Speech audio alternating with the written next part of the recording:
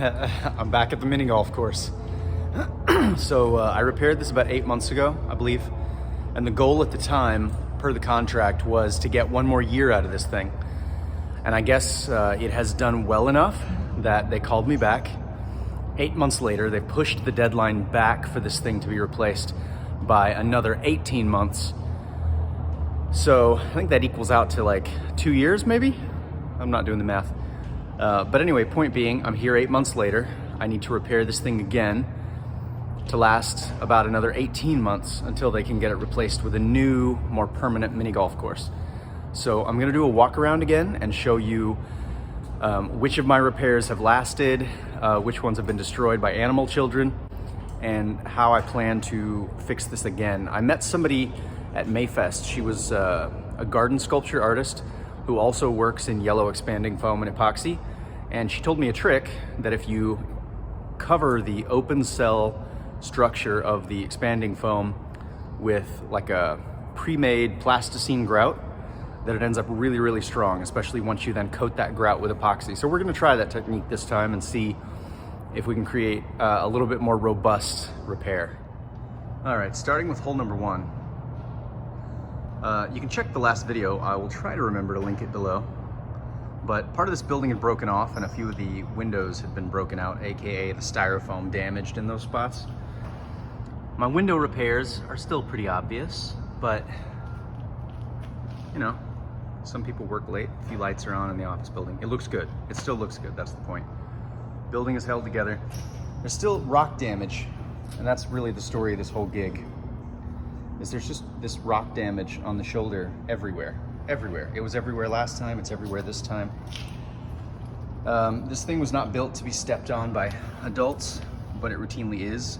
It's also hit with clubs, whacked by kids. I spent probably 80% of my time last time fixing this sort of rock damage. And some of my repairs have held, some haven't. And there are new spots to repair.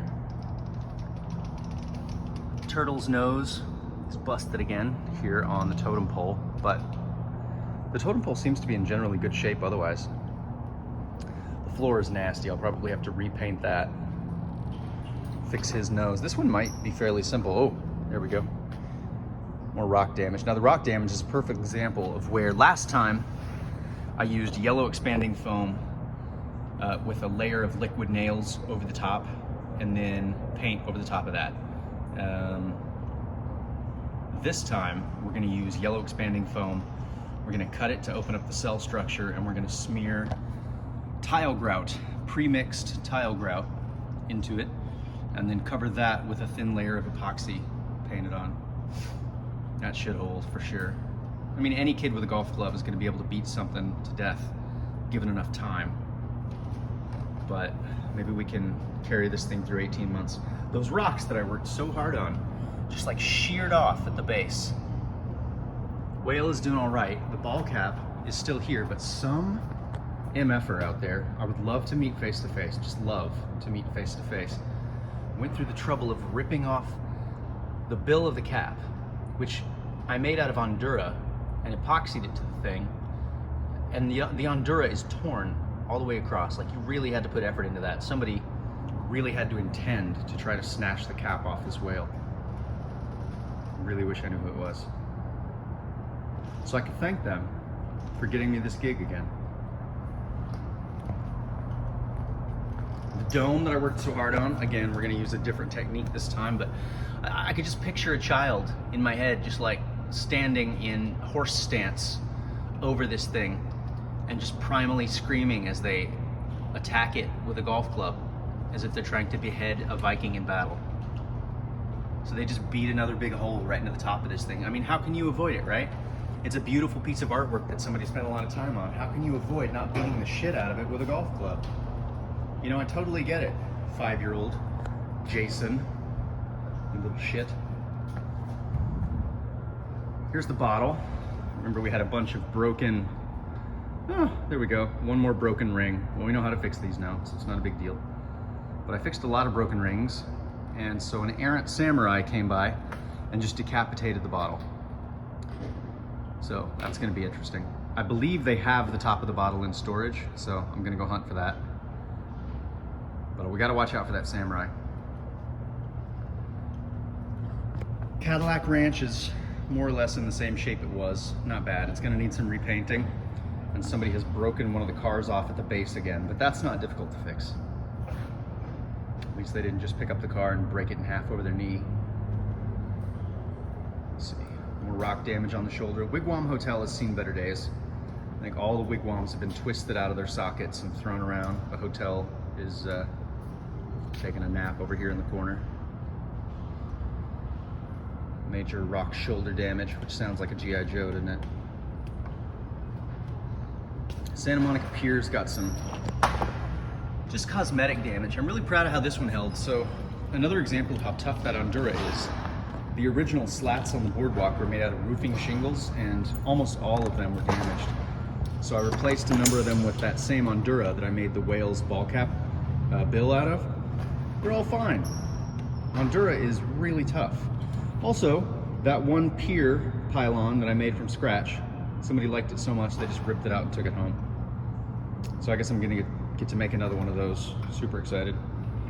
And last time I tried to rebuild the rock shoulder, that was, I think, a mistake. I don't think rebuilding this out and recreating the same mistake is worth my time. So we're just gonna cut that off smooth, you know, and put the tile grout in there and repaint. Because the more rock shoulder I build out, the less sturdy it is and the more inviting it is for somebody to stand on it. So we're just gonna try to clean that up and make this thing a little less prone to damage in general. Totally forgot to show you the St. Louis Arch because the hole's not even on the ground. Apparently some kids were doing their pull-ups again on the arch, completely snapped it off at the base. I had anchored it in with pourable epoxy a few inches deep, and it held, so they just broke it off above that. So now there are two stumps of the arch actually still basically chemically welded down into the wells, and there's the arch over there. So I'm gonna have to probably stick some pieces of rod into the foam and put everything back on. Although one thing they'd like me to do is try to make the arch breakaway so that when kids do run and try to swing on it like apes, it will just sort of break and then we can stick it back on like Velcro.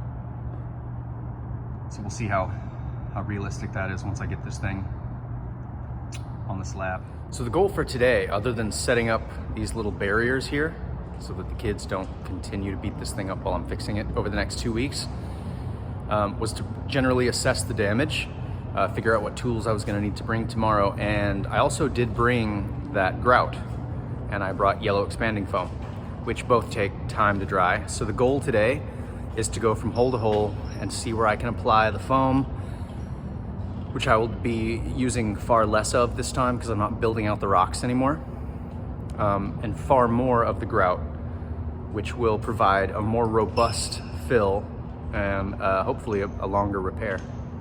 So I'm gonna go from hole to hole, fill in gaps, fill in holes, and then once I've done what I can do today, I'm gonna leave, let it cure overnight, and I'll come back tomorrow ready to repair some of the structural damage. Ooh, free sponge. I'll use that in the shower later. So here's what the pre-mixed grout looks like. It's actually pretty fun.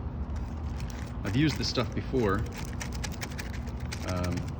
on a tiling project at the house, and I loved it. Super easy to work with, doesn't dry up on you. You don't have to use any water. It's all pre-mixed, the perfect consistency, and somehow stays that way until you're done with it. It's great, and it dries really, really hard. I don't know if they have some sort of a plasticine ingredient in there. I think they must, because it doesn't evaporate, and it dries really non-porous. I mean, I've used this almost in place of caulk before in my bathroom. Works great. So we're basically gonna take this stuff and smear it in the holes, smooth it over, paint epoxy over that in a thin layer, and then spray paint to erase all the repairs like last time. So let me show you how I'm gonna do that. I'm going to try to hold this camera steady while not affecting my ability to actually do my job. So basically let's take some of this, too much, but we'll see.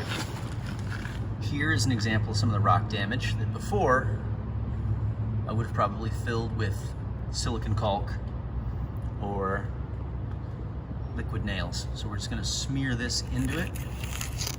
Try to get it up underneath all the lips and crevasses. Beautiful. Doesn't have to be perfect because we are gonna paint over this. And actually, the more it looks like rock, the better. So that's basically it. I'm gonna go around and do that to all 1,017 examples of rock damage. And I'll tune you back in if it gets interesting, but mainly it's gonna be me smearing sandy cream cheese into rock.